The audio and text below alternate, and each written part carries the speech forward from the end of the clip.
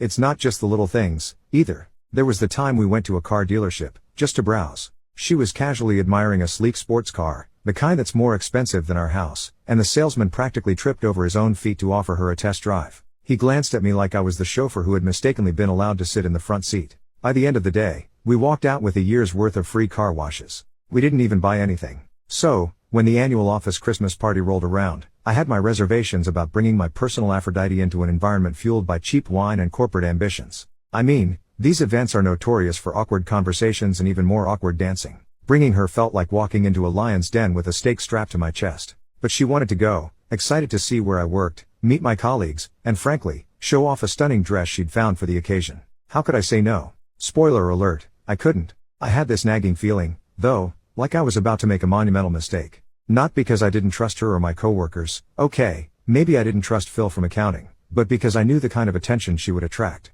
It was like willingly jumping into a shark tank covered in chum. I tried to brush off these feelings as we got ready, her looking like a goddess among mortals, me, well, trying not to look like I just crawled out of a laundry hamper. But as we left for the party, I couldn't shake the feeling that I was about to learn a lesson the hard way. Are you ready for this? I asked, trying to sound more confident than I felt. She smiled, that earth-shattering smile, and took my hand. It'll be fine. What's the worst that could happen? Famous last words, right? Little did I know, the night would unfold in ways I couldn't have imagined, marking the beginning of an evening that would be talked about in office lore for years to come.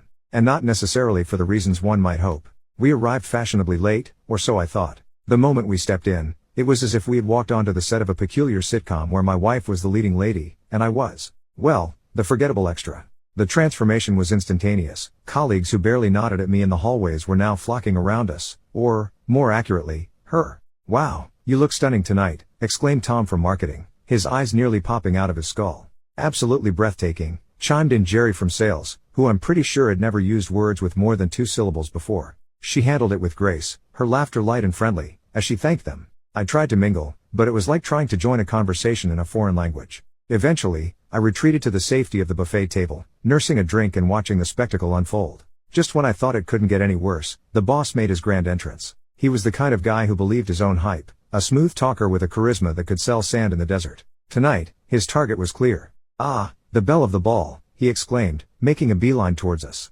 Or her, to be exact. I must say, you outshine the Christmas decorations. She laughed, a sound that seemed to draw more attention. Thank you, that's very kind of you to say. The conversation that followed was something out of a flirtation manual, with the boss laying it on thick. Compliments about her dress, her laugh, her eyes, nothing was off limits. I watched, a lump forming in my throat, as she responded with polite laughter, not encouraging but not discouraging either. Would you honor me with a dance? He asked, extending his hand with the confidence of a man used to getting what he wants. She hesitated, looking over at me. I gave a tight-lipped smile, the kind that said, I'm fine, but only because I have to be. As they danced, I could see him whispering in her ear, making her laugh. He was smooth, I'll give him that. He knew exactly what to say, when to touch her arm, when to pull her a bit closer. And she, well, she seemed to be enjoying the attention. Not in a flirtatious way, but in the way one enjoys the sun after days of rain. The night wore on, and with each passing hour, the boss made sure she was never without a drink in her hand. I tried to interject, to join their conversation, but it was like trying to break into a fortress with a toothpick. Finally, the party began to wind down, and it was time to leave. The ride home was silent at first, the tension thick enough to cut with a knife. Then I couldn't hold it in any longer.